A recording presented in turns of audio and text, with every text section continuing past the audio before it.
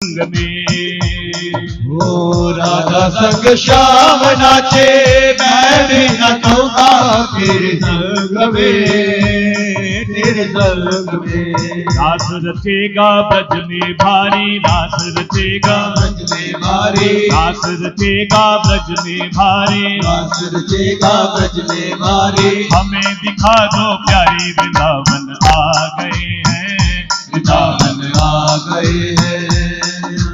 एक दिन वो भोले भंडारी बनकर सुंदर नारी वृंदावन आ गए हैं, वृंदावन आ गए हैं। काली सेवा भाव से आ गए। बोलिए शंकर भगवान की जय हो।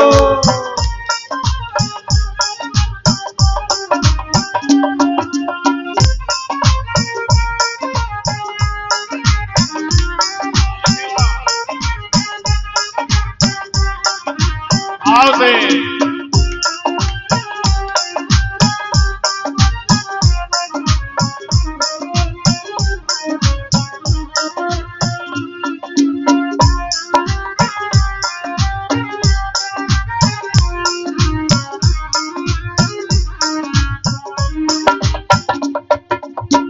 पार्वती मैया कह रही है भोले बाबा, हे मेरे भोले भंडारी, आप कह रहे हो ले चलूं, सब हंसी करेंगी, मजाक उड़ाएंगी आपका, सारी स्त्रियां और पुरुष अकेला कहाँ आ गया?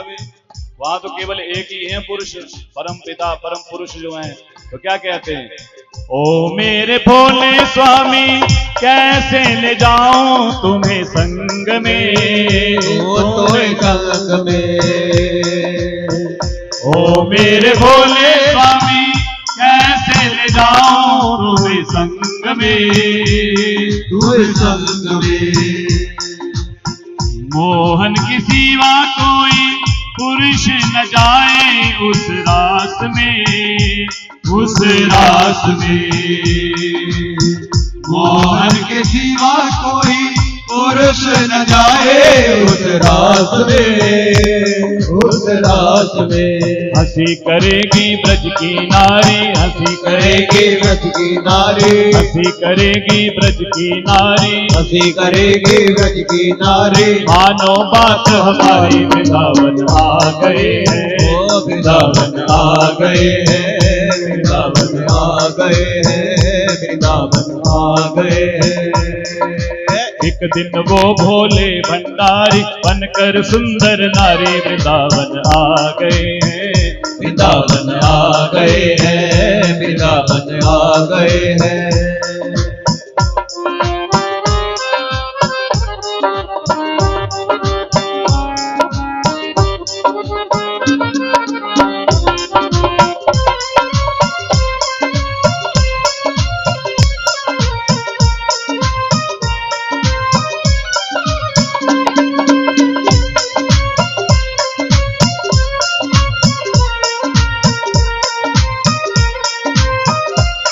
राधे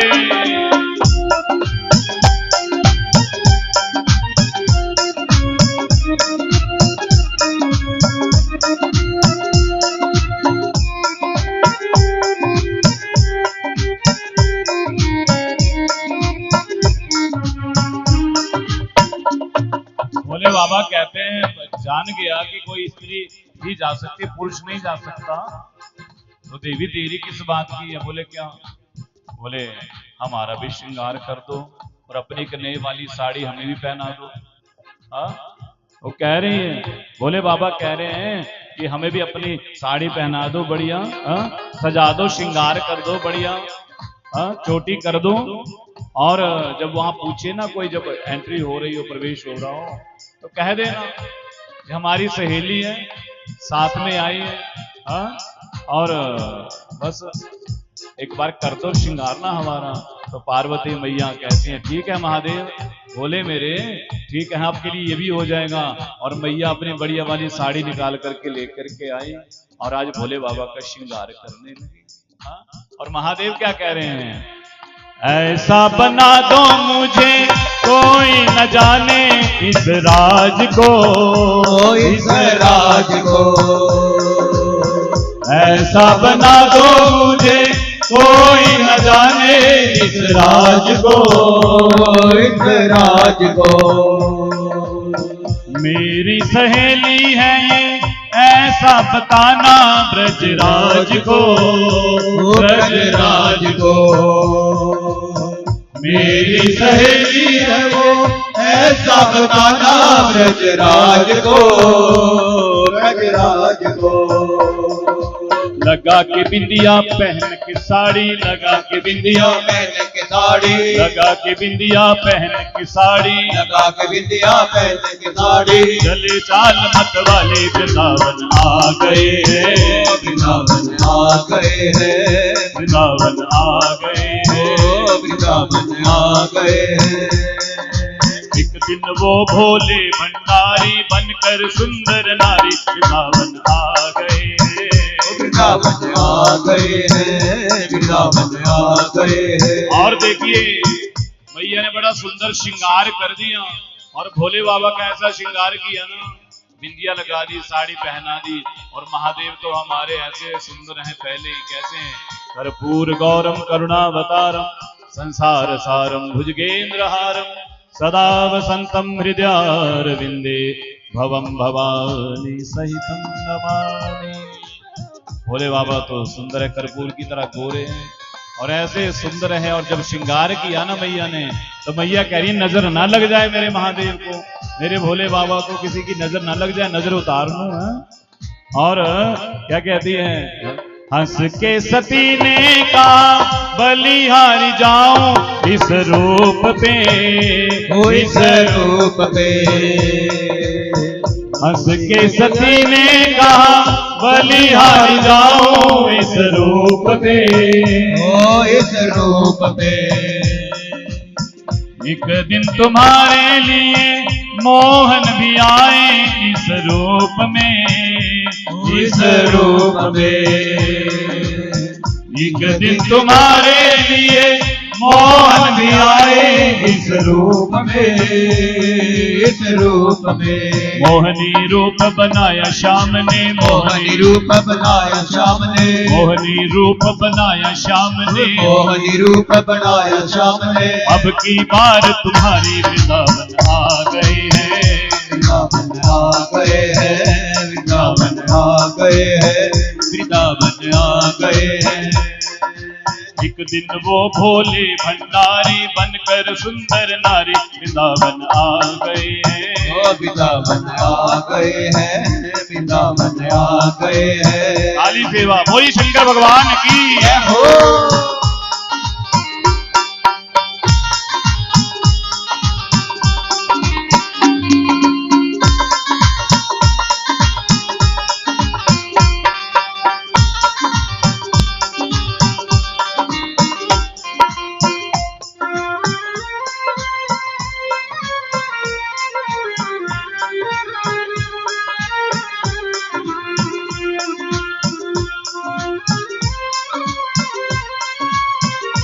हरि बोल।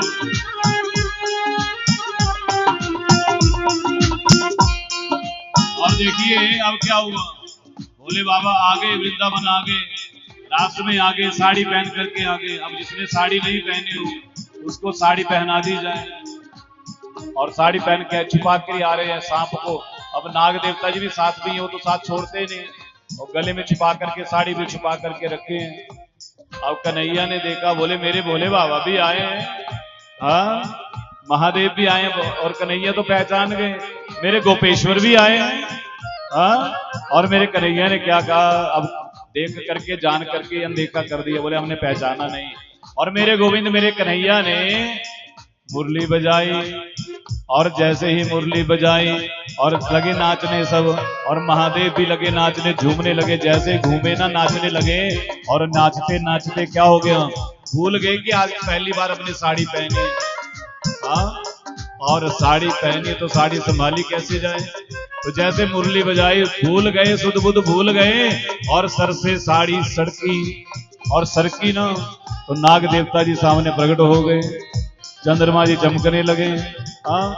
और मेरे कन्हैया मुस्कुराए, माथे पे बिंदिया, माथे पे चंदा, गले में सर्पों की माला, और क्या कहते, बोलिए गोपेश्वर भगवान की। देखा श्याम ने जब समझ गए वो सारी बात रे, वो सारी बात रे। देखा श्याम ने जब समझ गए वो सारी बात रे, वो सारी बात रे।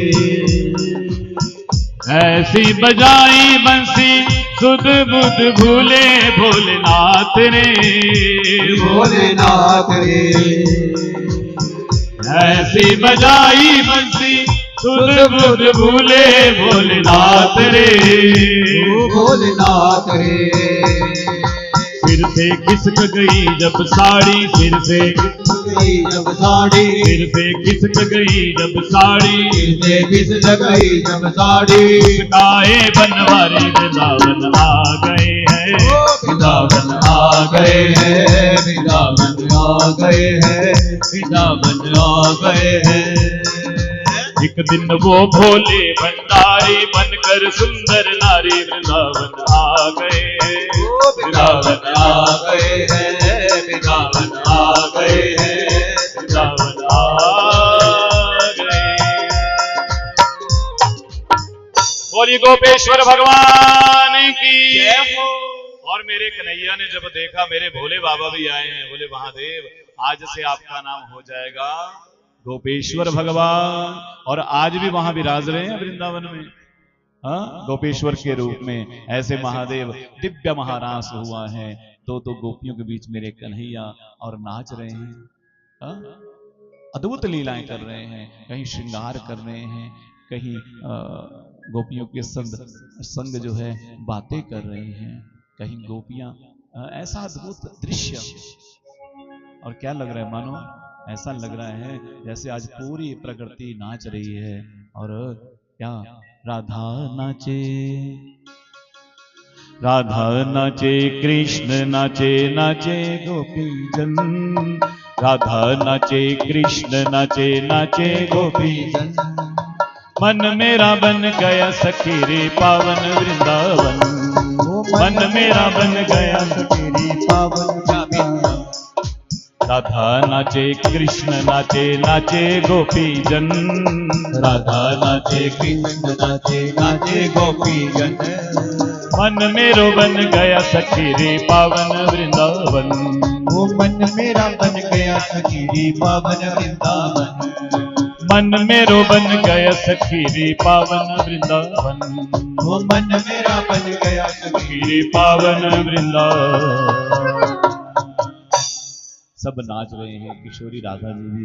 ऐसा अद्भुत प्रसंग और ये दिव्य महाराज का प्रसंग मैं बार बार इसलिए आपको याद करवा रहा हूँ क्योंकि यह कोई साधारण लीला नहीं है, काम लीला नहीं है, ये महारास है। कामदेव भी आए यहाँ, बोले यहाँ तो सुंदर स्त्रियां और पुरुष का मिलन होने जा रहे, तो काम का संचार होगा। भगवान कहते हैं काम लीला नहीं है कामदेव, हमने शिव के रूप में तुम्हें भस्म किया, राम के रूप में तुम्हें हराया, और अभी और उल्टा टांग दिया कामदेव को। ये विषयों की लीला नहीं है, ये जीवात्मा का परमात्मा से मिलन है। इस प्रकार ये दिव्य महाराज का प्रसंग सुखदेव जी से परीक्षित कहते हैं, गुरुदेव आगे घोर कलयुग आने वाला है। लोग तो कलयुग में तो शास्त्रों के अर्थ का अनर्थ कर देते हैं, अपने हिसाब से अर्थ बनाते, अपने फायदे के लिए। सब प्रकार से भगवान ने ऐसा किया तो हम क्यों नहीं कर सकते। संस्थापनाय धर्मस्य प्रशामेतरस्य च अवतीर्णो हि भगवान शेन जगदीश्वरा।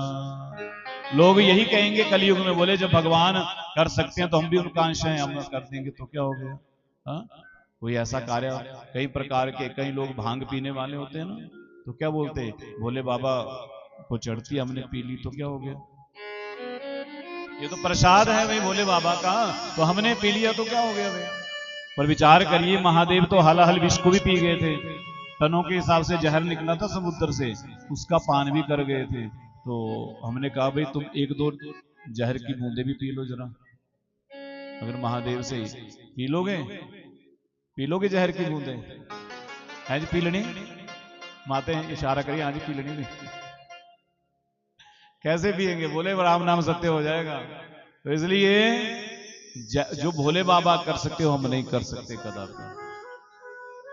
जो मांस इत्यादि खाते हैं ना, वो माता से तुलना करने लग जाते, बोले माता को भोग लगता है, माता को बलि चढ़ती, हमने खा लिया तो क्या हो गया, माता का प्रसाद है।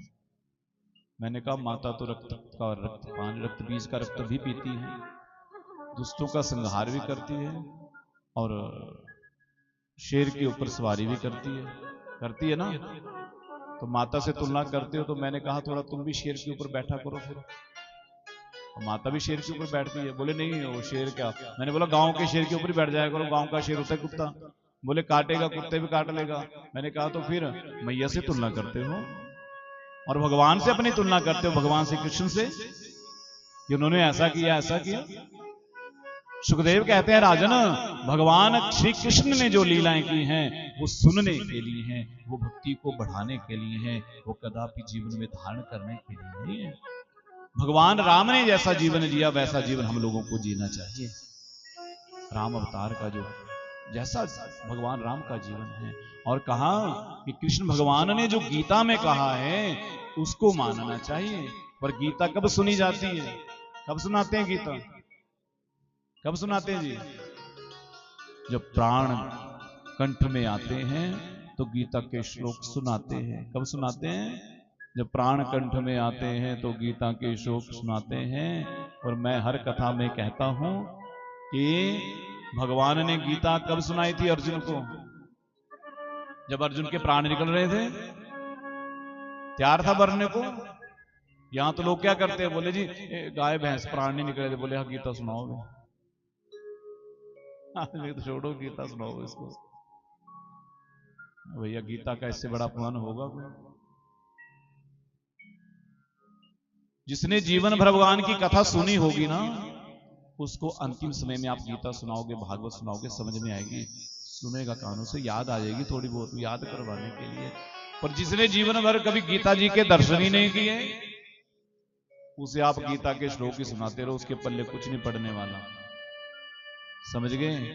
इसलिए गीता भगवान ने अर्जुन को कुरुक्षेत्र की भूमि पर सुनाई है। अर्जुन उसमें मर नहीं रहा था, बल्कि जीवन के दोराहे पर खड़ा था कि मैं क्या करूं, क्या अपने रिश्तेदारों को मारूं, रिश्तेदारों को मार करके राज सत्ता को प्राप्त करूं? ये अधर्म नहीं है। भगवान कहते हैं अर्जुन, ये अधर्म नहीं है।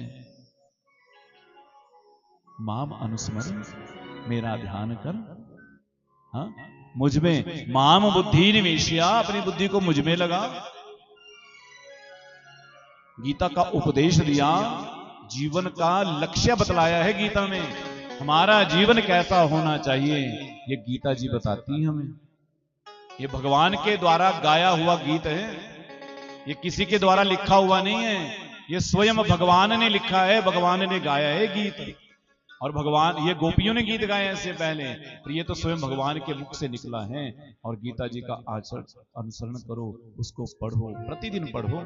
मैं पिछले वर्ष भी आपको कहा था। तो यही सुखदेव जी कह रहे हैं, बोले भगवान श्री कृष्ण ने जो गीता में कहा है उसको जीवन में धारण करो। हम ईश्वर के अंश हैं, ईश्वर नहीं है। ईश्वर जो कर सकते हैं वो कदापि हम नहीं कर सकते। 6 दिन के कन्हैया ने पूतना को मार डाला है। कितने दिन के? 6 दिन के। हम, आपको पता है 6 दिन के हम कैसे थे? है पता कुछ? है कोई जानकारी कि 6 दिन के हम कैसे होते थे भी? है किसी को पता? किसी को पता नहीं है, हमें भी पता नहीं, किसी को नहीं पता, क्योंकि 6 दिन के तो याद ही नहीं कि हम क्या थे। पर भगवान 6 दिन के पूतनों को मार डालते हैं। 7 वर्ष के मेरे कन्हैया 7 कोस के गोवर्धन को अपनी उंगली पर धारण करते हैं।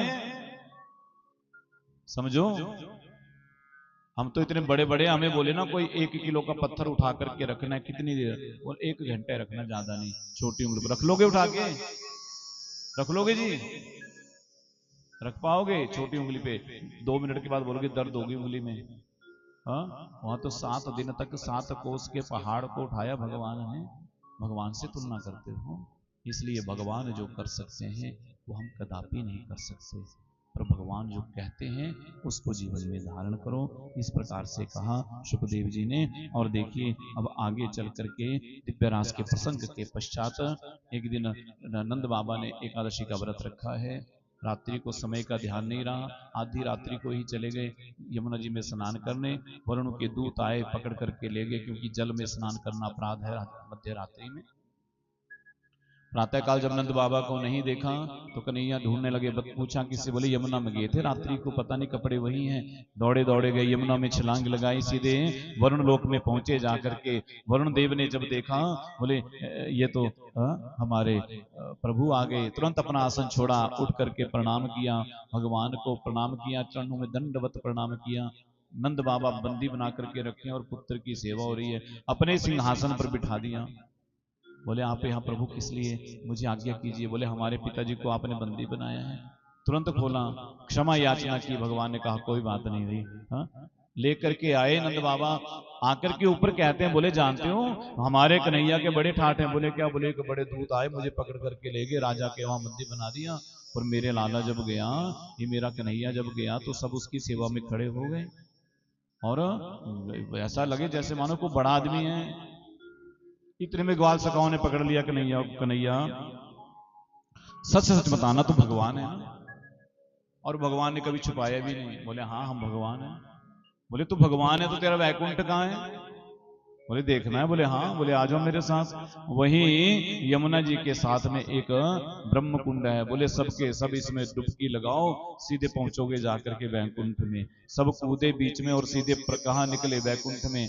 जैसे वैकुंठ में निकले तो चारों ओर क्या देखा, सन्नाटा है, कहीं कोई बात नहीं कर रहा, सब चुपचाप। चार चार हाथों वाले सभी हैं, सबकी चार चार भुजाएं हैं। भगवान के जो पार्षद हैं, शंख चक्र पद्म धारण किए हुए, ऐसे वो पार्षद घूम रहे हैं। कन्हैया को देखा, बोले वो कहाँ है कन्हैया जिसका बैकुंठ है?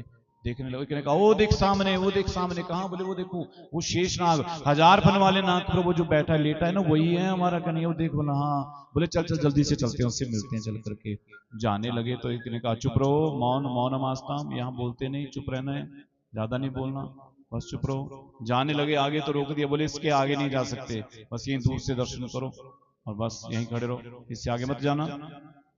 सब लगे देखने के वाल वाल। बोले ये है वैकुंठ, ऐसा वैकुंठ? बोले कन्हैया ऐसा वैकुंठ हमें नहीं चाहिए जहां तेरे से मिलने भी ना दिया जाए, जहां तेरे से बात भी ना करने दी जाए। हमें वापस बुला ले तू, हमें नहीं रहना ऐसे वैकुंठ में। भगवान ने वापस बुला लिया, और जब बुलाया तो आगे। बोले देखा है वैकुंठ? बोले हाँ। बोले तो वही रहना था। बोले नहीं रहना वहां। बोले क्यों? बोले कन्हैया यहाँ तो हम तेरे गले में बाजू डाल करके घूमते हैं, गलबहियां डाल करके घूमते हैं। कभी तू हमारी पीठ पर चढ़ जाता है, कभी हम तेरी पीठ पे चढ़ जाते हैं, कभी हम तुझे गाली भी निकाल लेते हैं, कभी तू हमें गाली निकालता है, कभी तू हमारा जूठा खाता है, कभी हम तुम्हारा जूठा खाते हैं। और वहां तो कोई बात भी नहीं देता करने, तेरे से मिलने भी नहीं देता। ऐसा वैकुंठ हमें नहीं चाहिए कन्हैया, हमें तो बस यही रहना है, वृंदावन में रहना है। इस प्रकार से कहा, तेरे संग रहना है, हमें कुछ नहीं चाहिए, भुक्ति मुक्ति कुछ नहीं चाहिए, हमें तो गोविंद बस तुम ही तुम चाहिए है। इस प्रकार से कहा तो भगवान मुस्कुराए, बोले तुम्हारे जैसे भोले भक्ति ही तो मुझे प्रिय है। इधर देव ऋषि नारद पहुंचे मथुरा में, जाकर के कंस को पूछा, बोले मार दिया तुमने अपने काल को? बोले नहीं महाराज। बोले क्यों? बोले अगासुर को भेजा, बकासुर को भेजा, पूतना को भेजा, केशी को भेजा, धेनुकासुर को भेजा, और कहीं भेजे। बोले हुआ क्या? बोले सबके सब मारे गए महाराज, हे महा गुरुदेव सब मारे गए, आप बताओ कोई उपाय क्या करें? बोले हम बताएं? बोले हाँ। बोले तो वहां मत भेजो ना अब किसी को, फिर बोले उन्हीं को यहाँ बुला लो, यहाँ मेले की रचना करो, मेला रखो और उनको बुला लेना यही, और सब मिल करके मार डालना। मैं तो कंस यही चाहता हूँ कि परसों तुम्हारी जीत हो जाए और बस फिर तुम्हारा काल भर गया तो तुम तो अमर हो गए, बस मैं यही चाहता हूँ, और हमारा चेला सदा अमर रहे हुए। कंस कहते हैं गुरुदेव अगर आपकी कृपा बनी रहेगी तो परसों आपके बताए हुए कार्य को हम सिद्ध कर देंगे, हम बुला लेंगे उन्हें। हाँ। और यही देव ऋषि नारद वृंदावन पहुंचे हैं जाकर के, और वृंदावन जब पहुंचे तो जाकर के भगवान को प्रणाम किया। प्रभु प्रणाम। बोले हाँ कहिए देव ऋषि। बोले प्रभु अब आप मथुरा कब जा रहे हैं? बोले मुझे मथुरा जाना है। बोले हाँ क्यों, आपको कंस को मारना नहीं है? बोले मेरा अवतार कंस को मारने के लिए। भगवान ऐसा वर्णन आता है कि भगवान गोपियों और ग्वालों के प्रेम में ऐसे डूबे, वो भूल ही गए कि मैं भगवान हूं और मैं मेरा अवतार हुआ है। वो तो उस प्रेम के सागर में ऐसे डूब गए। देवऋषि नारद से हाथ जोड़ दिए, कहते देवऋषि नारद, मैं तो चाहता हूं, मैं यहाँ से जाना ही नहीं चाहता, मुझे यही रहने दो, किसी और को भगवान बना दो, मुझे भगवान नहीं बनना है, मुझे तो इन गोपियों ग्वालों के संग रहना है, मुझे तो इसी में आनंद आ रहा है। भगवान की आंखों में आंसू आ गए। बोले कोई और भगवान बन जाए, कोई और कंस को मार डाले, मुझे नहीं मारना। हे नारद, नारद कहते प्रभु आप क्या कह रहे हैं? भगवान कहते हैं मेरा मन नहीं हो रहा इन गोपियों ग्वालों को छोड़ करके जाने का, वृंदावन को छोड़ करके जाने का। हाँ, देवऋषि नारद कहते हैं प्रभु आगे की लीलाएं पूरी कीजिए, उस कंस को मार डालिए, उसने बहुत अत्याचार किए हैं। जब इस प्रकार का भगवान कहते हैं आप जाओ, कार्य तो पूर्ण करने ही पड़ेंगे। और इधर कंस ने अक्रूर जी को बुलाया, बोले आइए इधर। बोले हाँ कहिए। बोले आपको नंदगांव जाना है, किस लिए जाना है? बोले वहां पर जो कृष्ण और बलराम दोनों है ना, उन दोनों को लेकर के आना है। किस लिए लाना है महाराज? बोले तुम तो जानते हो वही 8वां है देवकी का, वही मेरा काल है, और हम सब ने योजना बनाई है कि मथुरा लेकर के आएंगे और मेरे सब साथी मिल करके उन दोनों को मार डालेंगे और फिर मैं निर्भय हो जाऊंगा, सारा भय मेरा दूर हो जाएगा। अक्रूर कहते मैं बिल्कुल नहीं जाने वाला महाराज, मैं बिल्कुल नहीं जाने वाला, और आप क्षमा करें। कंस ने कहा अक्रूर जी आप जानते हमने अपने पिताजी को नहीं छोड़ा, कारागार में डाल दिया, तो आप किस खेत की मूली हैं? आप मेरा स्वभाव जानते हैं, हम मार भी डालते हैं, तलवार निकाल ली, या तो चले जाओ नहीं तो मार डालेंगे। अक्रूर ने सोचा ये दुष्ट है, इसका क्या भरोसा, इसलिए बोले ठीक है महाराज, पर एक बात मेरी सुन लो। बोले क्या? बोले इस संसार में जो आया है उसको जाना ही है, मृत्यु उसकी निश्चित है, मृत्यु को टाल नहीं सकता। महाराज जब इस प्रकार कहा, बोले वो तो ठीक है, पर तुम ज्यादा उपदेश मत दो मुझे, जो काम बतलाया वो करो जाकर के। आज प्रातः काल ही अक्रूर जी अपने रथ को सजा करके नंदगांव के लिए चले हैं, और मथुरा से वृंदावन कोई ज्यादा दूर नहीं है, 15 से 20 मिनट लगते हैं, ज्यादा समय नहीं लगता। पर आज अक्रूर जी प्रातः काल चले हैं और चलते चलते साय हो गई, क्योंकि जब रथों को लेकर के चले ना, तो मन में आया बोले मैं आज उनके दर्शन करूंगा, बोले जिसने पूतना को मारा, जिसने गिरिराज को अपनी उंगली पर धारण किया, जिसने कालिया मर्दन किया, मैं आज उनके दर्शन करूंगा। और समाधि लग गई, और रथ जाना था वृंदावन की ओर, और आगे निकल गया आगरा की ओर। आगे जाकर के याद आई, बोले ओहो हमें तो उधर मुड़ना था, हम कहीं और ही आगे। वापिस आए, वापिस चले, दोबारा समाधि लग गई। बोले वो होंगे कैसे? अभी मन में कल्पना चली हुई है, मन में दोबारा ध्यान लग गया, समाधि लग गई, और जाना था वृंदावन की ओर, और निकल गए किधर? निकल गए दिल्ली की ओर। ऐसे करते करते साय हो गई। साय वेला में अक्रूर जी आज वृंदावन की भूमि पर पहुंचे हैं। आकर के जैसे इस भूमि पर पहुंचे, रथ को रोक दिया, नीचे उतर गए, उतर करके वृंदावन की उस रज को माथे पर धारण किया। बोले मेरे गोविंद, मेरे कन्हैया, जिस भूमि पर अपनी क्रीड़ाएं कर रही हैं उस भूमि को वंदन है, उस रज को वंदन है। उसको वंदन किया और वंदन करके चलने लगे। इतने में कन्हैया और बलराम दोनों गौ उच्चारण करके आ रहे थे।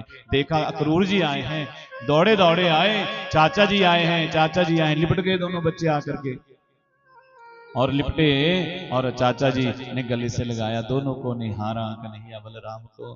चाचा जी सब ठीक है ना?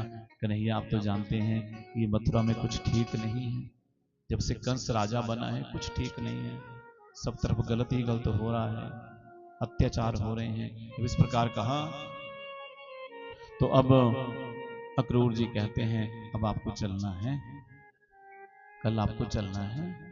कहाँ? बोले मथुरा। बोले हम जानते हैं, मामा जी ने बुलाया ने। बोले हाँ। बोले लेकिन आपने नंद बाबा यशोदा मैया से बिल्कुल ऐसा नहीं कहना कि हमें किस लिए बुलाया है, नहीं तो वो मर जाएंगे लेकिन हमें जाने नहीं देंगे। इसलिए अब अक्रूर जी आए नंद महल में, नंद बाबा ने स्वागत किया, स्वागत किया, और अक्रूर जी का संध्या को भोजन हुआ। भोजन होने के पश्चात नंद बाबा कहते हैं अक्रूर जी आप यहाँ किस लिए आए हैं, किस लिए पहुंचे हैं? सब मथुरा में ठीक है, कुशल मंगल है? बोले सब ठीक है महाराज, कंस ने एक बहुत बड़ा मेला रखा है, आयोजन रखा है, सारे गांव के गोप ग्वालों को बुलाया है और मुझे विशेष रूप से कृष्ण और बलराम को लाने के लिए भेजा है। जैसे ही कहा कृष्ण और बलराम को लाने के लिए भेजा है, यशोदा मैया भोजन कर रही थी। भोजन करते करते भोजन का ग्रास छूट गया। बोले किसी को मेरे प्राण चाहिए प्राण ले लो, किसी को मेरा महल चाहिए महल ले लो, अन्न धन मैं अपना सर्वस्व दे सकती हूं, पर अपने कन्हैया को मैं कदापि मथुरा नहीं भेजूंगी। हाँ? जो मर्जी ले लो, मेरे कन्हैया मेरी आंखें हैं, मेरे नेत्र हैं। हा? जैसे भगवान ने सुना, हमारे गोविंद ने सुना, दौड़े दौड़े गए मैया के पास। मैया तू ना मुझे कहीं जाने नहीं देती। जब बचपन में मैं बोलता था ना मुझे गैया चराने जाने, तो भी तू रोकती थी, तो भी तू टोकती थी। जबरदस्ती मैं गया चराने, और अब मुझे ले जाने आए हैं और मुझे घूमने भी नहीं देना चाहती तू। घूमने जाना है और कल जाऊंगा मैं, परसों वापिस आ जाऊंगा, तो जाने क्यों नहीं दे रही?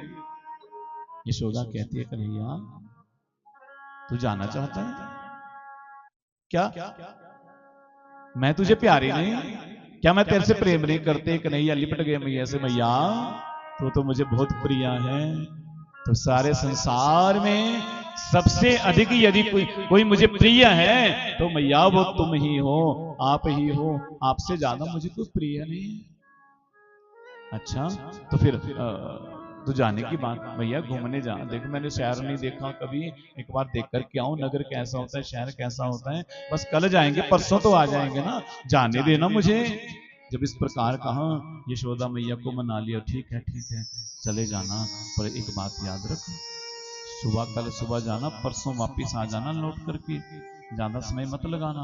बिल्कुल मैया मैं परसों वापिस आ जाऊंगा। यशोदा मैया को समझाया। रात ही रात में पूरे ब्रज प्रदेश में, गोकुल में, नंदगांव में हल्ला हो गया। बोले मथुरा से कोई अक्रूर आया है, वो कृष्ण और बलराम को ले जाने के लिए आया है। जिन गोपियों की, जिन ग्वालों की, जिन कृष्ण सखाओं के घर में सदैव कृष्ण प्रेम की चर्चा होती थी, सदैव आनंद रहता था, हाँ?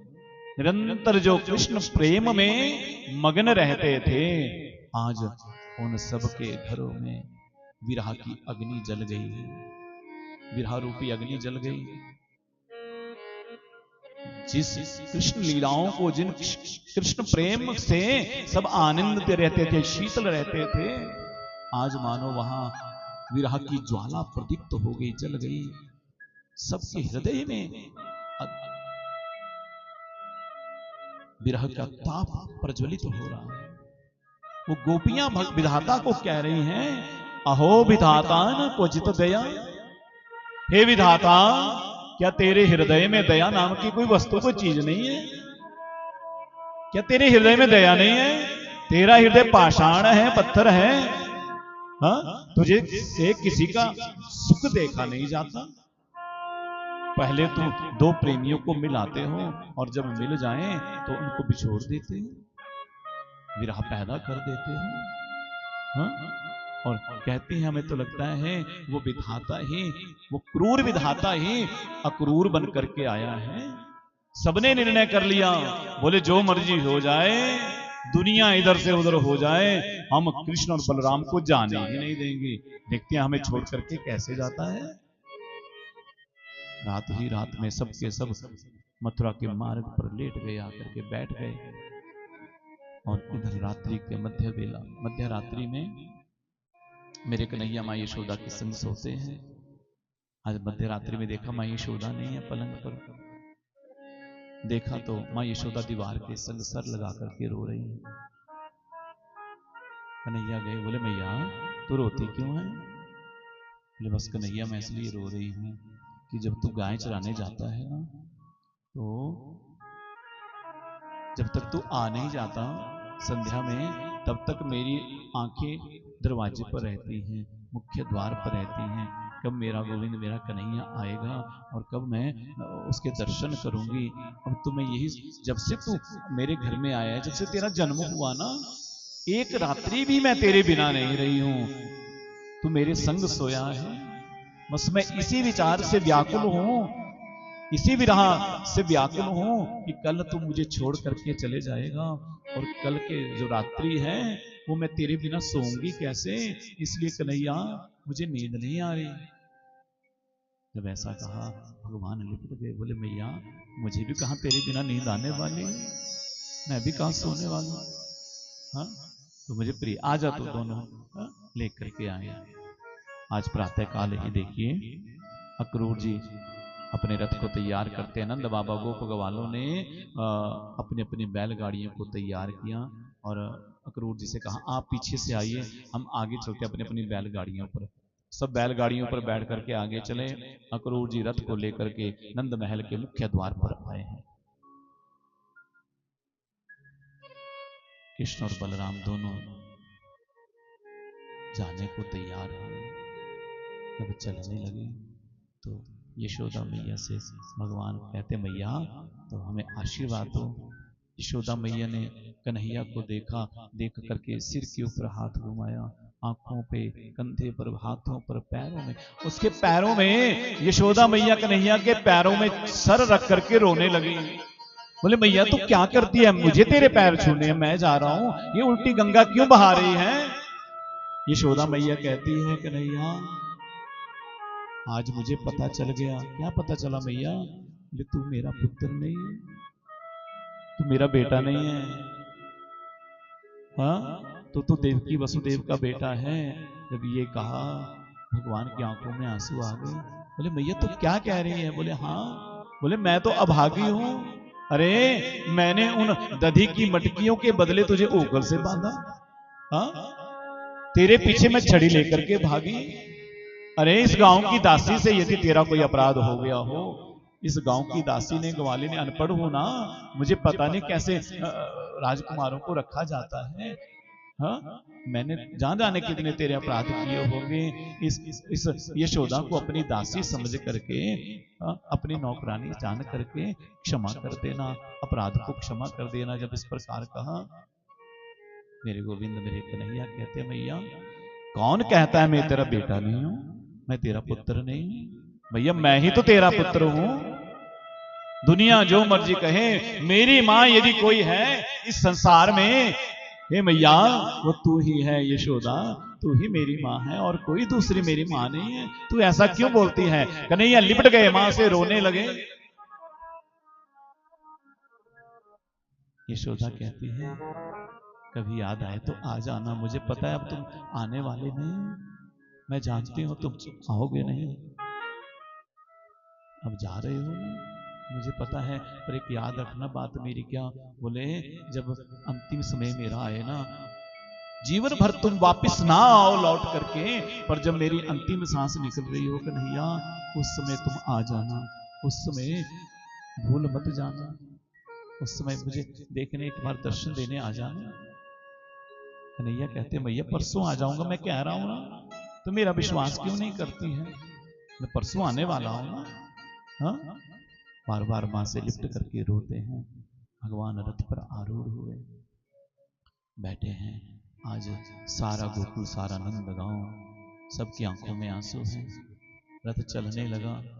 नन्हे नन्हे भगवान के सखा जो नित्य प्रति उनके संग चलते थे, गलबहियां डाल करके, आज सब उदास हैं, सब देखे जा रहे हैं। सब गोपियां जो नित्य प्रति भगवान के साथ नई नई नूतन नूतन लीलाएं करती हैं, वो सब की सब आज उदास हैं। रथ चलने लगा, गोपियां मार्ग में लेट गई। बोले कन्हैया तुझे यदि जाना है तो हमें मार करके चला जा, हमें मार डाल, यदि तुझे जाना है हमें छोड़ करके हमारे ऊपर से रथ को ले जा, हम तुझे जाने नहीं देंगे। अक्रूर जी ने रथ रोक दिया, भगवान की ओर देखा, अक्रूर जी की आंखों में आंसू आ गए। बोले ऐसा प्रेम का सागर तो आज से पहले देखा ही नहीं था। इतना प्रेम, इतना प्रेम का, गोपियों का ऐसा प्रेम। और अक्रूर जी से भगवान कहते जरा रुकिए, गए हैं किशोरी राधा जी से प्रार्थना की, ये किशोरी जी अब आप जानती हैं आगे की लीलाएं मुझे मथुरा में जाके पूरी करनी है, मैं नहीं जाऊंगा तो कैसे आगे की लीलाएं होंगी, आप इन सबको समझाओ गोपियों को। किशोरी राधा जी ने समझाया सबको, सबने मार्ग खाली किया। आज मेरे गोविंद मेरे कन्हैया चले हैं और चले हैं तो, और सबकी आंखों में आंसू है। सब उस रथ को जाते हुए निहार रहे हैं, उसकी धूली को निहार रहे हैं, उस पताका को देख रहे हैं। और आज सारा वृंदावन, वृक्ष के पत्ते, पक्षी, गौ माताएं, सबकी आंखों में आंसू हैं।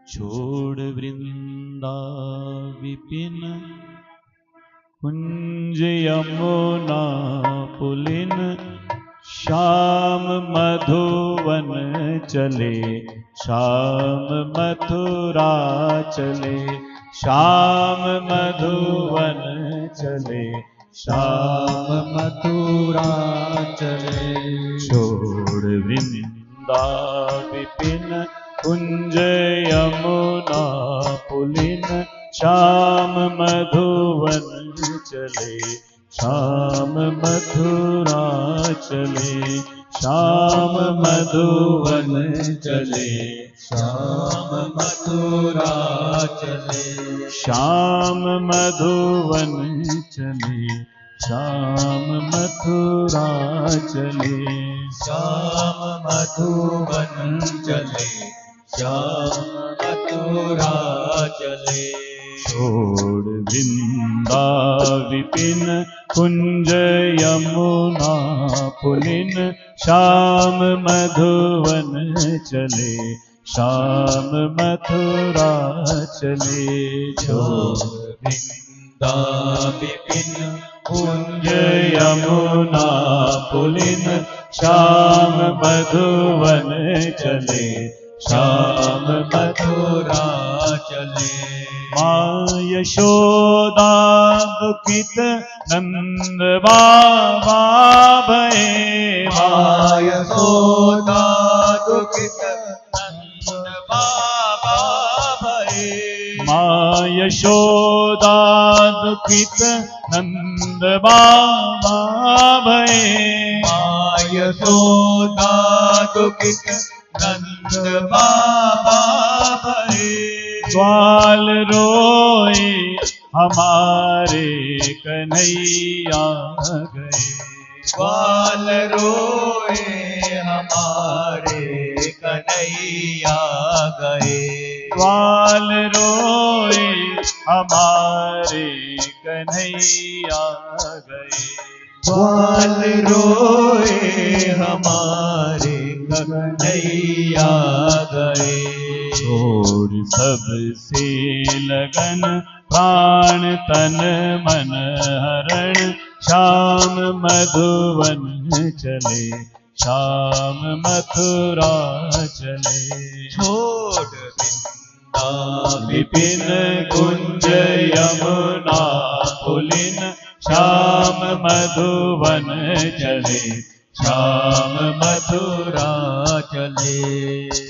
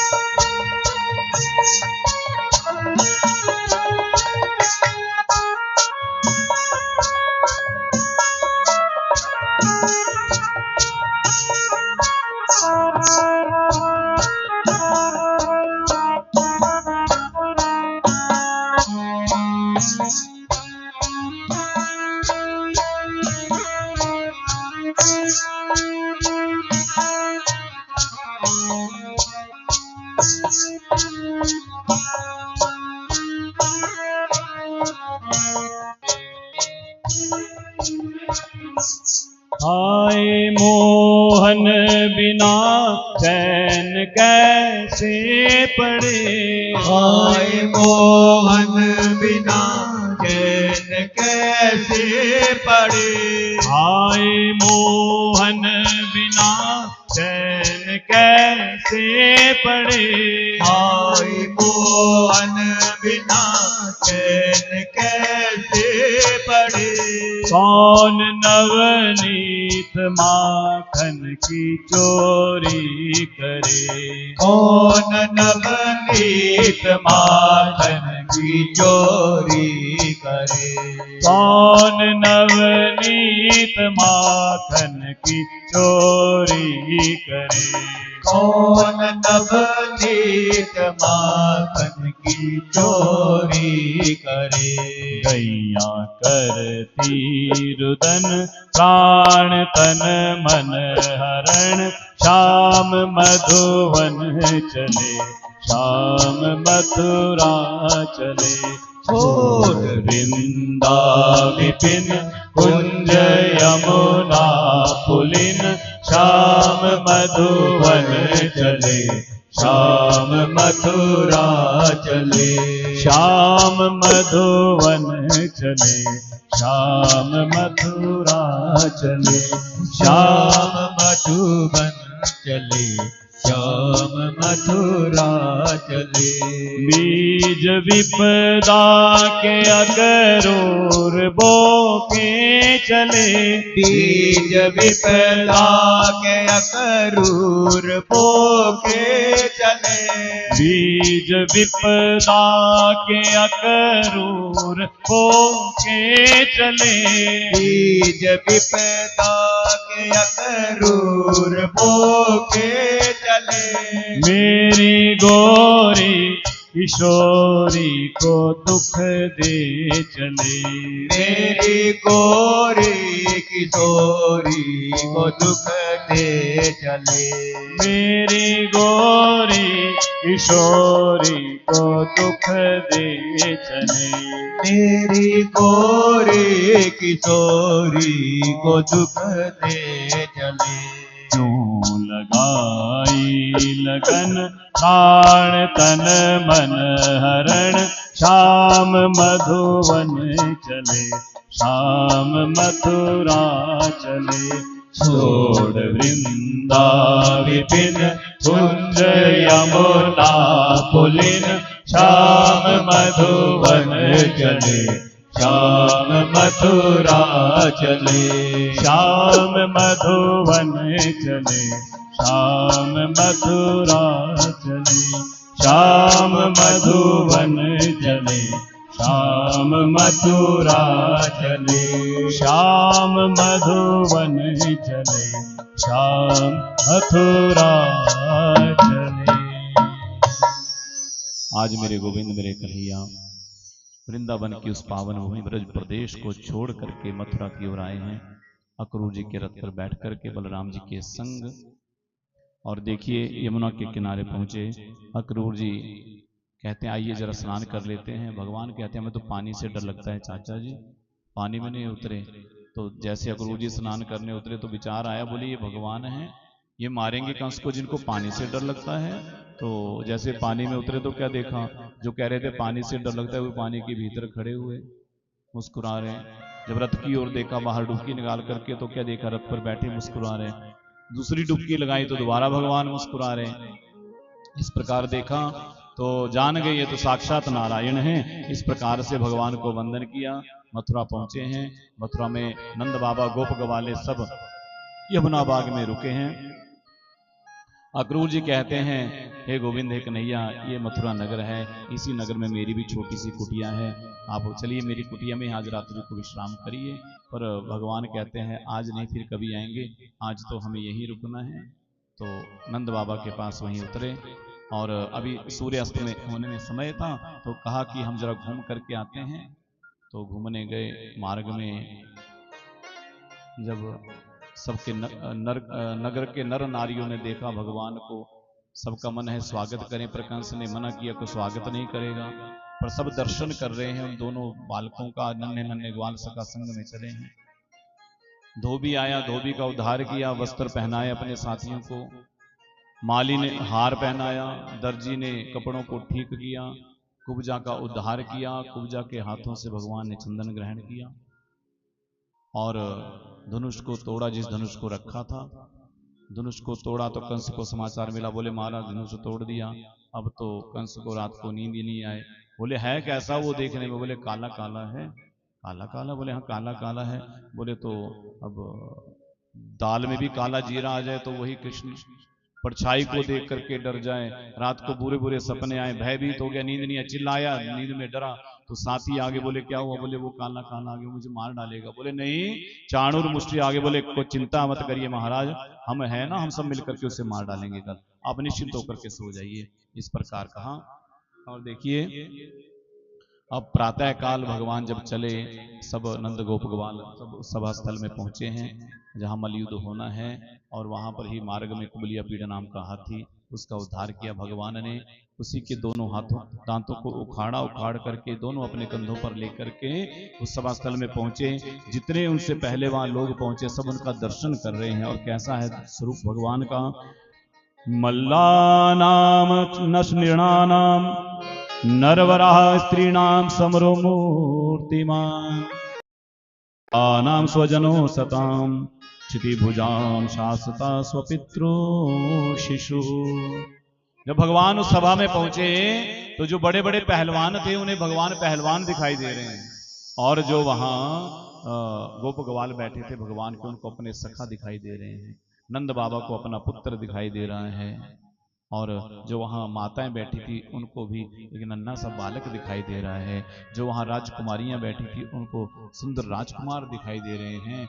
और मृत्यु भोजपते कंस को साक्षात अपना काल दिखाई दे रहा है, अपनी मृत्यु दिखाई दे रही है। और देखिए जैसे सभा में पहुंचे ना, चाणूर और मुष्टि दोनों आ गए, दोनों ने घेर लिया, और अनेक पहलवान आगे बोले आओ युद्ध करो हमारे साथ, मल्ल युद्ध करो। अब भगवान ने हाथ जोड़ दी, बोले मामा जी हम छोटे छोटे, आप इतने बलशाली, हमें लड़ना नहीं आता, हम नहीं जानते युद्ध करना। बोले नहीं नहीं, ना बालस तुम ना किशोरस तुम, बोले ना तुम छोटे हो ना बड़े, हम जानते तुम बड़े मायावी, हमारे से युद्ध करो। जबरदस्ती युद्ध के लिए पकड़ लिया, और देखते ही देखते भगवान ने चाणूर को एक प्रहार किया। चाणूर मूर्छित होकर के पड़े धरती के ऊपर। मुष्टि का उद्धार का बलराम जी ने किया। देखते देखते अन्य जो पहलवान आए सबको मार दिया भगवान और बलराम दोनों ने मिल करके। और देखते ही देखते मेरे गोविंद जो हैं वहां जहां कंस बैठा था ऊंचे सिंहासन पर, वहां पर पहुंच गए छलांग मार करके। कंस को पकड़ लिया, केशों से बालों से पकड़ा, घसीटने लगे।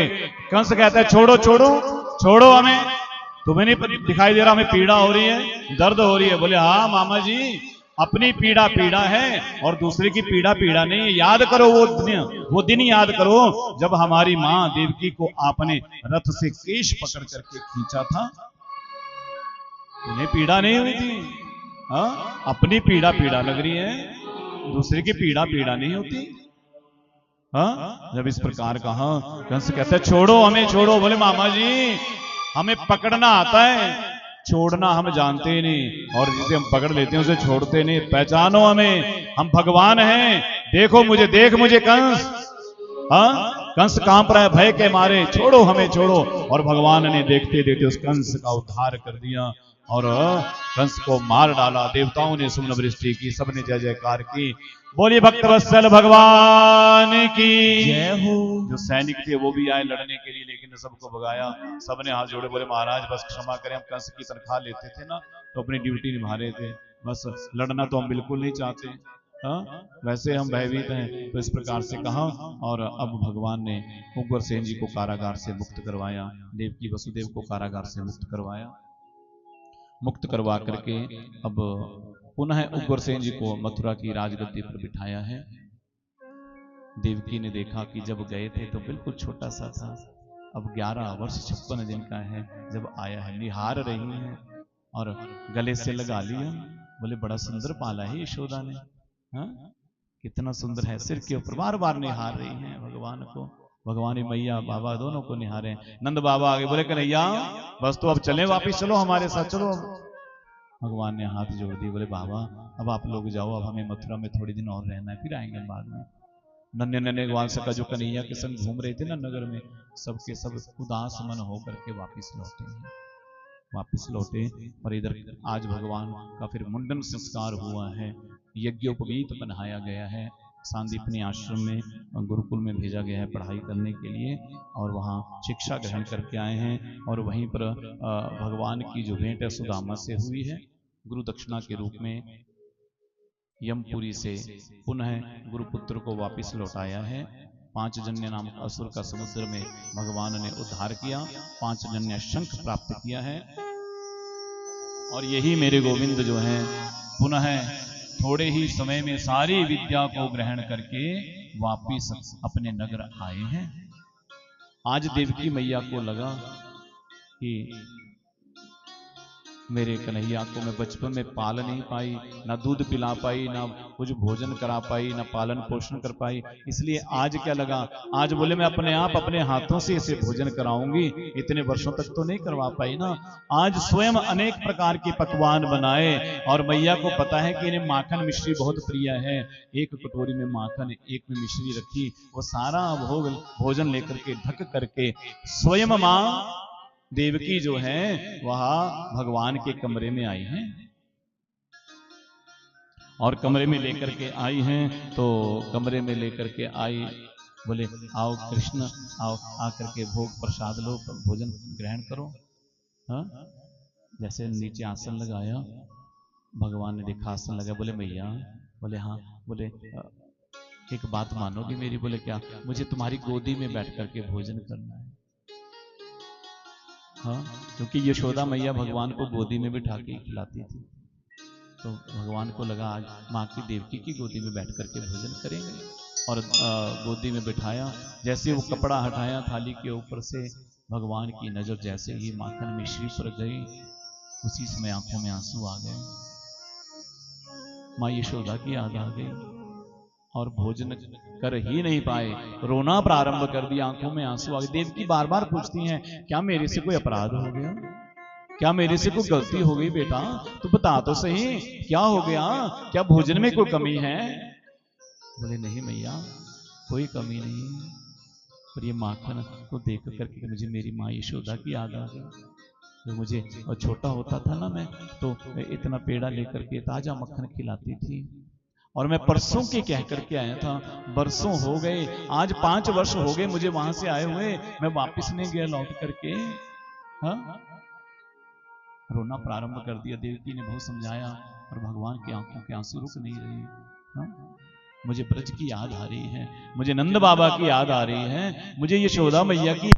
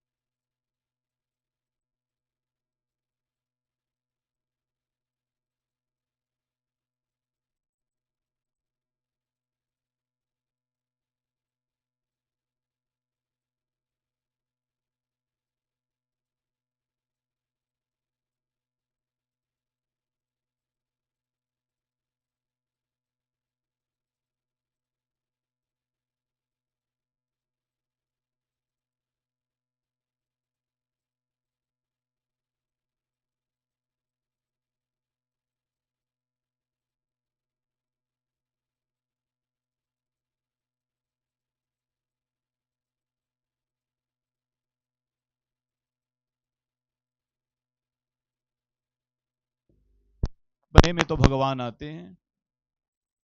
यहां तो जब से भगवान गए हैं उस दिन से निद्रा ही नहीं आई, नींद ही नहीं आई। आप धन्य हैं, आपको नींद तो आ रही है।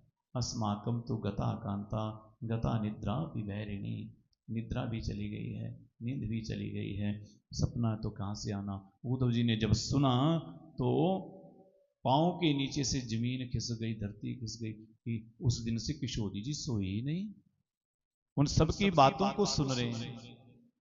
और वो गोपियां आपस में बात कर रही हैं, बोली ये जो काले होते हैं ना, ये काले छलिया होते हैं, और हम तो कहती है इस काले से, इन काले से कभी प्रेम नहीं करना, इनसे कभी प्रीत नहीं लगानी। और इतने में एक काला भंवरा जो है ना गोपियों के पैरों में दिन बिनाने लगा। एक गोपी कहती है काले का नाम लिया था और देखो काला आ गया। मधुपकितव बंधो मां सपृशांग्री सपत्न्या।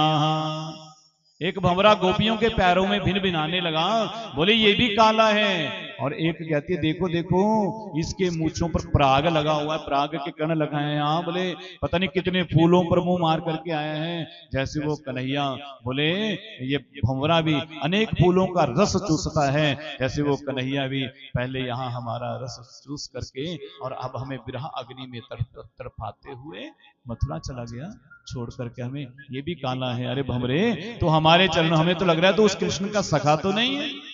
हाँ यदि तो उसका सखा है तो उससे कह देना। बोले तुम काले छलिया होते हो, एक जन्म के नहीं जन्मों जन्मों के छलिया कपटी हो। मृग्योरिव कपिंद्र विविधे लुब्ध धर्म स्त्रिय यमा कृता। बोले जन्म जन्मांतर के कपटी हो। एक कन्हैया क्या बोले उस बाली को जिसको तो आपने छुप करके बाण मारा, उसका क्या अपराध था? उसके साथ छल किया। बलि ने तो 3 पग भूमि देने का संकल्प किया था और उसकी सारी संपदा का हरण कर लिया छल करके। वो शूर्पणखा तो आपसे विवाह करने के लिए आई थी, आपने उसके भी नाक कान काट दिए। जन्म जन्म के छलिया हो हम जान गई हैं। हाँ कपटी हो। जिसने भी आपसे प्रेम किया है बदले में आपने उससे छल किया है, उससे कपट किया है, ये हम सब जानती हैं। भंवरे की ओर इशारा कर रही हैं। एक गोपी ने कहा कहीं उससे कह दिया जाकर के, तो कन्हैया से कह दिया तो कहीं। तुरंत हाथ जोड़ी, भंवरे ये जो बातें हमने कही तो कभी उनसे मत कहना। वो चाहे हमें याद करे ना करें, पर हम तो उन्हें निरंतर याद करती रहेंगी। हाँ? हम उनके विरह में ही जी लेंगी। वो चाहे हमें अपने पैरों की ठोकर मार करके गिरा दें, मार डालें, पर हम उनसे प्रेम करना छोड़ेंगे नहीं। वो गोपियां कहती हैं। हाँ? इतने में उद्धव सामने चले गए। किशोरी जी की ओर देख करके दूर से ही प्रणाम किया। ये दास किशोरी जी के चरणों में, राधा जी के चरणों में प्रणाम करता है। बोले आप? बोले मैं कृष्ण का सखा हूं, उद्धव मेरा नाम है। हाँ? आप सबके लिए उनका संदेशा लेकर के आया हूं। क्या संदेशा है? गोपियां कहती हैं संदेशा ये है कि उन्होंने कहा है कि अब मुझे भूल जाओ, अब आप अपने मन को परमात्मा में लगाओ, पर ब्रह्म में लगाओ, वही सबका कल्याण करने वाले हैं। जब इस प्रकार कहा तो गोपियां कहती हैं ओधो मन ना रहे 10-20, ओधो मन ना रहे 10-20, ओधो मन ना रहे 10-20, ओधो मन ना रहे 10-20। एक हु तो सो गयो श्याम संग, एक हु तो सो गयो श्याम संग, अब को आराधे ईश, ओधो मन ना रहे 10-20, ओधो मन तो गए 10-20, ओधो मन ना रहे 10-20। उद्धव कह रहे हो मन को उस परमात्मा में लगाओ। बोले यदि 10-20 मन होते तो एक मन उस कन्हैया में भी लगा देती, पर अपने तो एक ही मन है और वो कन्हैया के पास है, तो और कहां से लाएं? इस प्रकार से कहा है उद्धव, तुम कहते हो परब्रह्म परमात्मा है, बोले वो कण कण में है, तुम में भी है, मुझ में भी। हाँ, बोले तो तुम भी परमात्मा, मैं भी परब्रह्म परमात्मा, तो बोले फिर एक दूसरे को उपदेश क्यों कर रहे हो? इस प्रकार से उद्धव जी जो है 6 महीने तक गोपियों के उस प्रेम के सरोवर में गोते लगाते रहे। 6 महीने के बाद आज उद्धव वापिस उन गोपियों के चरणों की रज को मस्तक पर धारण करके वापिस लौटे हैं और लौट करके आए हैं। आज उद्धव की आंखों में आंसू हैं, आंसू लेकर के भगवान के कक्ष में पहुंचे रोते रोते। कन्हैया मुस्कुरा रहे हैं। उद्धव कहते हैं कन्हैया तुम बड़े निष्ठुर हो। बोले क्या? तुम्हारे जैसा मैंने कोई दूसरा नहीं देखा। बोले हुआ क्या? बोले तुम निष्ठुर नहीं, इतना प्रेम वो गोपियां करती हैं, किशोरी राधा जी, नंद बाबा, यशोदा मैया करते हैं तुमसे, गोप वाले प्रेम करते हैं, और तुम उनके प्रेम को ठोकर मार करके यहाँ मथुरा में आनंद से रह रहे हो, मुस्कुरा रहे हो। क्या तुम्हें उनकी याद नहीं आती? भगवान कहते हैं, कौन कह रहे हैं? ये बृहस्पति का शिष्य कह रहे हैं, परम ज्ञानी उद्धव कह रहे हैं, जो बड़ी ज्ञान की बातें करने वाला कह रहे हैं। बोले ज्ञान की बातें नहीं, उन गोपियों का प्रेम जो है मेरे ज्ञान से बड़ा है। उद्धव वो ज्ञान कहाँ गया? बोले महाराज वो ज्ञान तो सब चला गया। भगवान मुस्कुराए, बोले उद्धव जरा आंखें बंद करो। जैसे उद्धव ने आंखें बंद की, आंखें खोली तो वो जो कमरा था वो कमरा वहां नहीं है। क्या? भगवान निकुंज में पहुंच गए। निकुंज में मेरे गोविंद, जहाँ किशोरी राधा जी के संग बैठे हैं। सारी गोपियां भगवान के संग पीछे आगे पीछे खड़ी हैं। कोई पंखा हिला रही है, कोई चंवर हिला रही है, ऐसे सब गोपियां भगवान की ओर देख करके मुस्कुरा रही हैं। मेरे गोविंद में किशोरी राधा जी मध्य में बैठे वो मुस्कुरा रहे हैं। उद्धव बार बार उस झांकी को देख रहा है। भगवान मुस्कुराए, बोले उद्धव मैं अपनी किशोरी जी से, गोपियों से कभी अलग नहीं होता, मैं सदैव इनके संग रहता हूँ। बोले फिर प्रभु ये लीला? बोले ये लीला इसलिए थी कि तुम ज्ञानी थे पर भक्त भी थे, लेकिन प्रेम नहीं था जीवन में, और बिना प्रेम के ज्ञान और भक्ति अधूरी है। इसलिए तुम्हें प्रेम के सागर में, प्रेम के सरोवर में गोता लगाया है। हा? प्रेम के बिना सब कुछ अधूरा है। राम ही केवल प्रेम प्यारा, जान ले जो जानने हारा। मेरे प्रभु तो प्रेम के वशीभूत है, प्रेम प्यारे हैं। इसलिए भगवान कहते हैं उसी प्रेम के सरोवर में तुम्हें गोता लगाया। क्या? प्रेम नगर मत जा, मुसाफिर प्रेम नगर मत जा। प्रेम नगर मत जा, मुसाफिर प्रेम नगर मत जा। प्रेम नगर मत जा, मुसाफिर प्रेम नगर मत जा। प्रेम नगर मत जा, मुसाफिर प्रेम नगर मत जा। प्रेम नगर की तंग है राहे, प्रेम नगर के तंग है राहे। प्रेम नगर का पंथ कठिन है। ओ प्रेम नगर का पंथ कठिन है। प्रेम नगर का पंथ कठिन है। प्रेम नगर का पंथ कठिन है। ऊंचा शिखर है ठिकाना, ऊंचा शिखर है ठिकाना।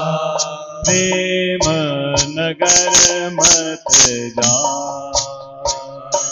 ओ प्रेम नगर मत जा। प्रेम नगर मत जा मुसाफिर, प्रेम नगर मत जा।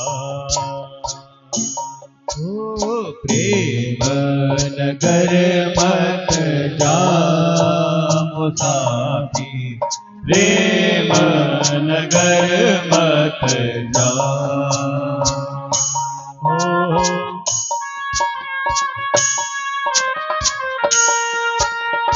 श्री राधे।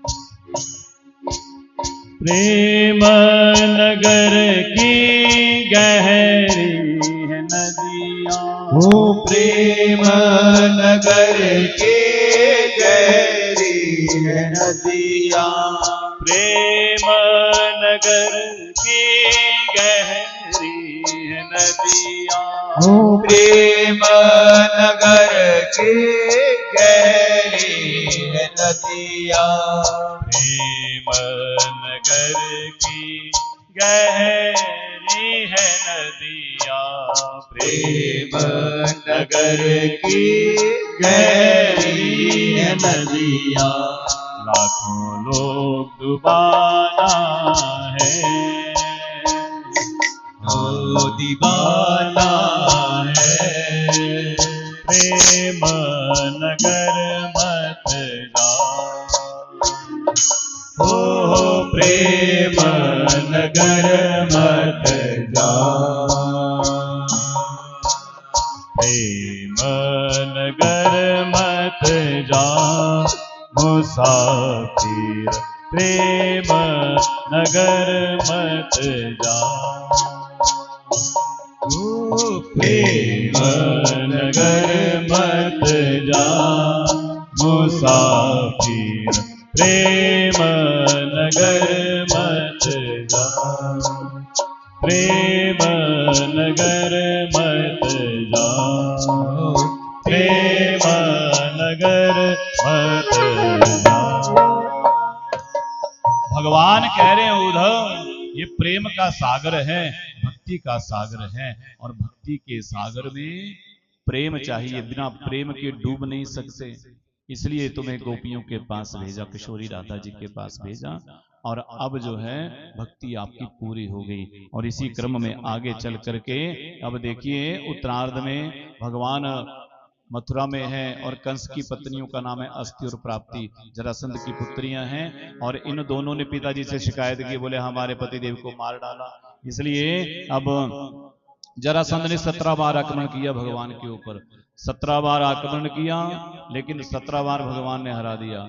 18वीं बार देखिए, अब एक बार तो काल यवन मुचकुंद को लेकर के आए, उन्हें भी मरवा दिया, मुचकुंद के हाथों काल यवन को भगवान ने मरवा दिया। और 18वीं बार ब्राह्मणों को बिठाया यज्ञ करने के लिए, बोले ब्राह्मणों मेरी विजय का यज्ञ करो, यज्ञ अगर जीत गया यज्ञ करने से तो इतना धन दूंगा, इतना दान दूंगा, फिर दोबारा कहीं मांगना ही नहीं पड़ेगा, और यदि हार गया तो सबको मार डालूंगा। सब ब्राह्मणों ने भगवान से प्रार्थना की, प्रभु अब हमारे प्राण आपके हाथों में हैं, आप रक्षा करिए। जब इस प्रकार कहा तो भगवान कहते हैं तथास्तु।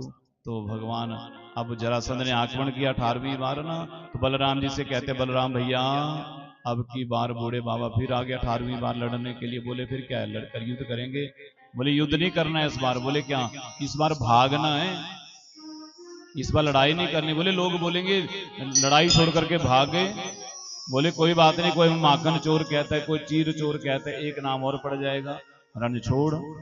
इस प्रकार से कहा। और अब भगवान से जब कहा तो भगवान बलराम से कहते कि ठीक है तो फिर तो भागते हैं। फिर कहाँ भागेंगे? बोले पर्वत पहाड़ उसके ऊपर भागते हैं। और जरासंध को देख करके वहां से भागे। जरासंध को लगा पर्वत को आग लगा दो, पूरे पहाड़ को आग लगा दी। बोले जल करके दोनों मर जाएंगे। अपने आप लौट गया, बोले जीत गया, मैं विजयी हो गई। और भगवान ने उसी पर्वत पर खड़े खड़े विश्वकर्मा जी को याद किया, समुद्र के मध्य में द्वारिका नगरी का निर्माण करवाया। और रात ही रात में सारे मथुरा वासियों को भगवान लेकर के द्वारिका में पहुंचे हैं और भगवान का नाम पड़ा है। द्वारिकाधीश भगवान की जय हो। प्रेम से बोलिए, बोलिए वृंदावन बांके बिहारी लाल की जय हो। द्वारिकाधीश भगवान की। जय हो। और भगवान द्वारिका में पहुंचे हैं। बलराम जी का विवाह हुआ है रेवती के साथ। रैवतक महाराज की पुत्री हैं, सतयुग के राजा थे, लेकिन द्वापर में विवाह हुआ कन्या का। बड़ी ऊंचाई थी, हाइट ज्यादा थी, लेकिन बलराम जी ने अपने हल से उसको छोटा किया, अपने बराबर किया। और यहीं पर भीष्मक नाम के राजा हैं। इनके 5 पुत्र हैं, एक कन्या है रुक्मिणी। और इनका मन तो है कि इसका विवाह द्वारिकाधीश से किया जाए। अभी सोच ही रहे थे, इतने में बड़ा पुत्र रुक्मी आया। बोले पिताजी हमने रुक्मिणी का विवाह तय कर दिया। बोले किसके साथ? बोले शिशुपाल हमारे मित्र हैं, चेदी नरेश हैं, राजा बनने वाले हैं, उन्हीं से अपनी अपनी बहन का विवाह तय किया है। और स्वयंवर केवल नाम का होगा। रुक्मिणी से कह दीजिए कि जयमाला जो है वरमाला शिशुपाल के गले में ही डालनी है, परसों स्वयंवर है। बोले विवाह रखा नहीं, कुछ नहीं, सीधा? बोले हाँ सीधा करेंगे, कुछ नहीं करेंगे, बस सीधा स्वयंवर विवाह। और बारात आने वाली है। अब भीष्म जी को लगा अब बड़े बेटे ने बात कर दी, अब क्या टालें बात। कई बार माता पिता बड़े बेटे की बात या संतान की बात टाल भी नहीं पाते, कई बार ना चाहते हुए स्वीकार करनी पड़ती है। भीष्म चाहते तो नहीं है, पर अब रुक्मिणी की बात को टाल नहीं पाए। बोले जैसी तेरी इच्छा। रुक्मिणी मैया को पता चला, मैया कहती है मैं मर जाऊंगी, लेकिन द्वारिकाधीश के सिवा किसी से विवाह नहीं करूंगी। और भाभी ने देखा कि रुक्मिणी तो रो रही हैं, उदास हैं। बोली चिंता क्यों करती हो, अभी से पत्र लिखो। रुक्मिणी मैया ने पत्र लिखा है, और ये उस समय का प्रेम पत्र है। रुक्मिणी मैया ने लिखा, ब्राह्मण देवता को बुलाया गया, तेज दौड़ने वाले घोड़े पर बिठाया गया, द्वारिका भेजा। ब्राह्मण देवता रात्रि में द्वारिका पहुंचे हैं आकर के। और द्वारिका में पहुंचे तो द्वारिकाधीश के महल में संदेशा पहुंचाया। बोले कुंदनपुर से एक दूत आया है पत्थर लेकर के।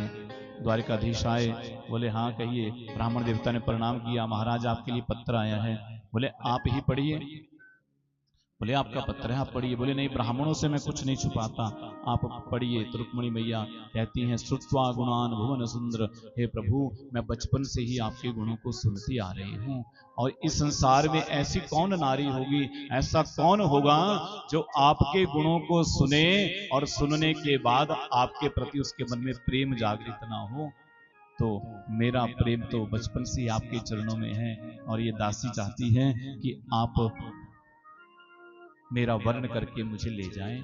मेरा और मेरे भैया ने मेरा विवाह जो है वह शिशुपाल के साथ तय किया है, और मैं नहीं चाहती कि जो वस्तु सिंह को मिलनी चाहिए वो कोई गीदड़ उठा करके ले जाए।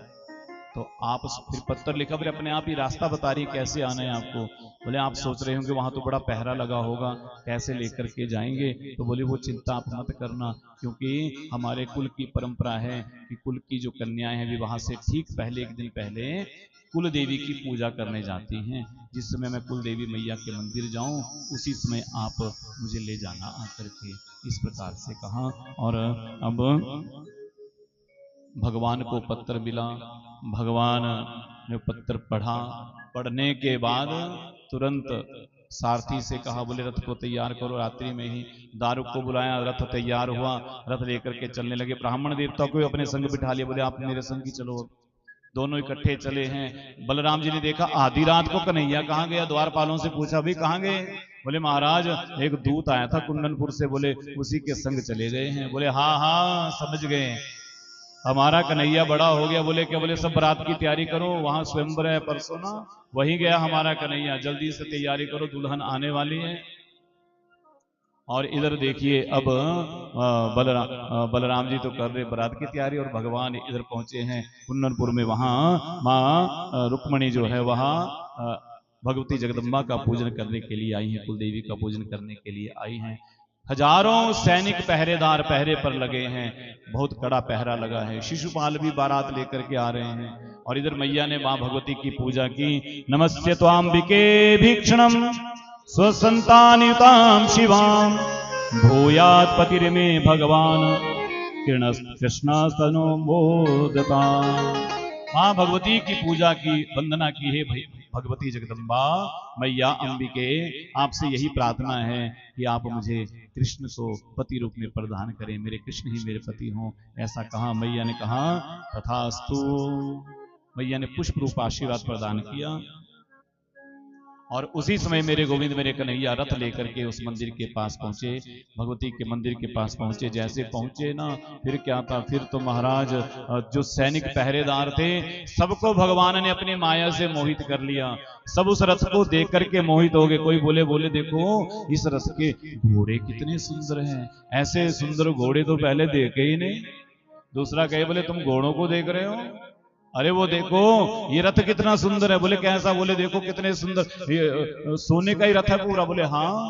बोले तुम रथ को, घोड़ों को देखो, रथ के ऊपर जो बैठा उसको देखो कितना सुंदर है, सांवला सलोना मोर पंख धारण किया हुआ, अद्भुत है ना। एक कहता है मुझे तो लगता है जो राजकुमारी अंदर गई है ना, इन दोनों की जोड़ी बन जाए तो बड़ी दिव्य जोड़ी बनेगी। ऐसा लगता है ये दोनों एक दूसरे के लिए ही बने हैं। तीसरा कहता है बिल्कुल हाँ ऐसा ही है। अब किसी को याद नहीं रही कि हम पहरे पर खड़े हैं, और पहरा किसका, रुक्मणी का। यहाँ उल्टा सब उनकी माया से मोहित हो गए। रुक्मणी मैया भगवती के मंदिर से नीचे उतरी, मेरे गोविंद रथ लेकर के आए हैं। भगवान ने रुक्मणी मैया को देखा, रुक्मणी मैया ने भगवान को देखा, दोनों ने एक दूसरे को देखा। मेरे गोविंद ने रुक्मणी मैया का हाथ पकड़ा, रथ पर बैठाया। सारे द्वारपाल देख रहे हैं, पहरेदार देख रहे हैं, सब उस जोड़ी को बोले कितनी सुंदर जोड़ी है। और भगवान ने देखते देखते उन पहरेदारों के सामने रथ को मोड़ा, लेकर के चल पड़े। जैसे रथ गया ना वहां से, तब एक ने कहा अरे ये क्या किया, क्या हुआ। बोले वो तो राजकुमारी को ले गया। अरे पकड़ो पकड़ो, मारो मारो, सब दौड़े पीछे, लेकिन रथ किसी के हाथ नहीं आया। अब तो रुक्मिणी को लगा संदेशा मिला, बोले रुक्मिणी का अपहरण हो गया। बोले कौन, बोले वो द्वारिकाधीश आए थे कोई सांवला सलोना रथ के ऊपर। बोले कहाँ गया, किधर गया, किधर गया, पकड़ो। रुक्मिणी पीछे पीछे भागे, आगे जा करके युद्ध के लिए तैयार हो गए। भगवान ने युद्ध किया, रुक्मिणी को मारने को तैयार हो गए भगवान। बलराम जी पहुंच गए आकर के, बोले क्या करते हो, साला है तुम्हारा, साले को मारता है क्या। हाँ, इतने में महाराज भीष्मक आ गए। बोले रुक्मिणी को समझाया, बोली ये जो कन्या है ना, ये मुझे समुद्र से मिली थी और देवऋषि नारद ने कहा था ये साक्षात लक्ष्मी है और इनका विवाह द्वारिकाधीश से करना, इसलिए बेटा जिद को त्याग दो और जैसे विधि ने विधाता ने रच दिया वैसे मानो। तो रुक्मिणी को समझाया, तैयार हो गए और पूरे विधि विधान से फिर अब देखिए रुक्मिणी मैया को वापस लेकर के आए हैं। और मेरे गोविंद भी जो हैं वह बारात लेकर के अब आए हैं कुंदनपुर। आइए सुंदर विवाह का आनंद लें। बोलिए कृष्ण कन्हैया लाल की जय हो। भगवान बारात लेकर के आ रहे हैं, बड़ा सुंदर श्रृंगार करके आ रहे हैं मेरे गोविंद। और इधर रुक्मिणी मैया अद्भुत श्रृंगार कर रही हैं और कह रही हैं, आओ मेरी सखियों मुझे मेहंदी लगा दो, आओ मेरी सखियों मुझे मेहंदी लगा दो, मुझे श्याम सुंदर की दुल्हन बना दो, मुझे श्याम सुंदर की दुल्हन, मुझे श्याम सुंदर की दुल्हन बना दो, मुझे श्याम सुंदर की दुल्हन बना दो। आओ मेरी सखियों मुझे मेहंदी लगा दो, आओ मेरी सखियों मुझे मेहंदी लगा दो, आओ मेरी सखियों मुझे मेहंदी लगा दो, मेरी सखियों मुझे मेहंदी लगा दो, मुझे श्याम सुंदर की दुल्हन बना दो, मुझे श्याम सुंदर की दुल्हन बना दो, मुझे श्याम सुंदर की दुल्हन बना दो, मुझे श्याम सुंदर की दुल्हन बना दो, दुल्हन बना दो मुझे ऐसी सजा दो, दुल्हन बना दो मुझे ऐसी सजा दो, मेहंदी लगा दो मुझे ऐसी सजा दो, मेहंदी लगा दो मुझे ऐसी सजा दो, मुझे श्याम सुंदर की दुल्हन बना दो, मुझे श्याम सुंदर की दुल्हन बना दो, मुझे श्याम सुंदर की दुल्हन बना दो, मुझे श्याम सुंदर की दुल्हन। हरि बोल, ताली सेवा।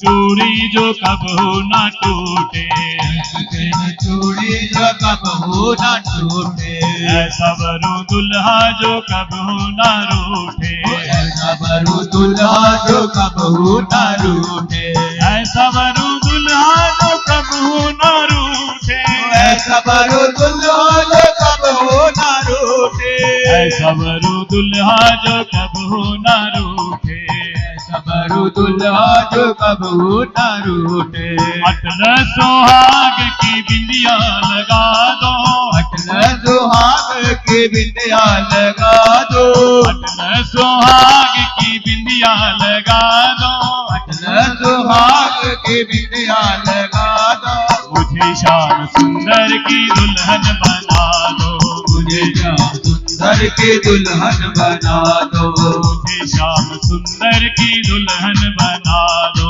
मुझे श्याम सुंदर की दुल्हन बना दो, आओ मेरी सखियों मुझे मेहंदी लगा दो, आओ मेरी सखियों मुझे मेहंदी लगा दो, आओ मेरी सखियों मुझे मेहंदी लगा दो, आओ मेरी सखियों मुझे मेहंदी लगा दो, मुझे श्याम सुंदर की दुल्हन बना दो, मुझे श्याम सुंदर की दुल्हन काली सेवा।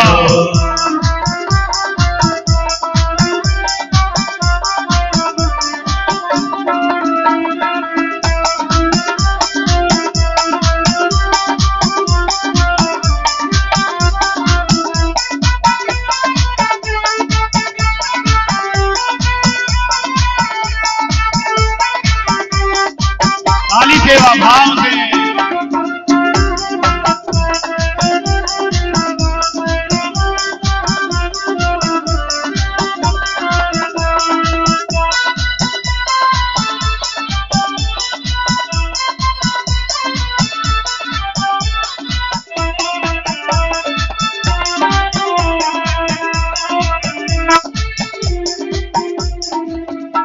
बोलिए कृष्ण कन्हैया भगवान की। और मैया कह रहे हैं ऐसी ओढ़ू चुनरी जो रंग नाही छूटे, ऐसी ओढ़ी चुनरी जो रंग नाहि छूटे, ऐसी ओढ़ू चुनरी जो रंग नाही छूटे, ओढ़ू चुनरी जो रंग नाहि छूटे, प्रीत का धागा जो कबहू ना छूटे, प्रीत का धागा जो कबहू न छूटे, प्रीत का धागा जो कबहू ना टूटे, प्रीत का धागा जो कबहू न छूटे, आज मेरे मोतियों से मांग भरा दो, आज मेरे मोतियों से मांग भरा दो, आज मेरी मोतियों से मांग भरा दो, आज मेरी मोतियों से मांग भरा दो, मुझे श्याम सुंदर की दुल्हन बना दो, मुझे श्याम सुंदर की दुल्हन बना दो, मुझे श्याम सुंदर की दुल्हन बना दो, मुझे श्याम सुंदर की दुल्हन बना दो। आओ मेरी सखियों मुझे मेहंदी लगा दो, आओ मेरी सखियों मुझे मेहंदी लगा दो, आओ मेरी सखियों मुझे मेहंदी लगा दो, आओ मेरे सखियों मुझे मेहंदी लगा दो, मुझे श्याम सुंदर की दुल्हन बना दो, मुझे श्याम सुंदर की दुल्हन बना दो, मुझे श्याम सुंदर की दुल्हन बना दो, मुझे श्याम सुंदर की की दुल्हन बना दो। बोली वृंदावन बांके बिहारी लाल की जय हो। आप सबको विवाह की बधाई हो। और बधाई ऐसे थोड़ी भी होती है, विवाह में नाचते हैं ना तो नाचना पड़ेगा, ऐसे थोड़ी काम चलेगा। सभी ने बड़े भाव से ताली सेवा करते हुए नाचते हुए, और रुक्मणी मैया कह रही है, क्या कह रही हैं? श्यामा वे तेरी मेरी बिगड़े ना, श्यामा वे तेरी मेरी बिगड़े ना, श्यामा वे तेरी मेरी बिगड़े ना, श्यामा वे तेरी मेरी बिगड़े ना, मोहना वे तेरी मेरी बिगड़े ना, मोहना वे तेरी मेरी बिगड़े ना, हाँ बिगड़े ना मोहना वे तेरी मेरी बिगड़े ना। श्यामा वे तेरी सभी खड़े हो जाओ, सभी खड़े हो जाओ जरा 2 मिनट के लिए, सभी खड़े हो जाओ श्यामा वे तेरी मेरी जय हो। बिगड़े ना मोहना वे तेरी मेरी बिगड़े ना, श्यामा मोहना वे तेरी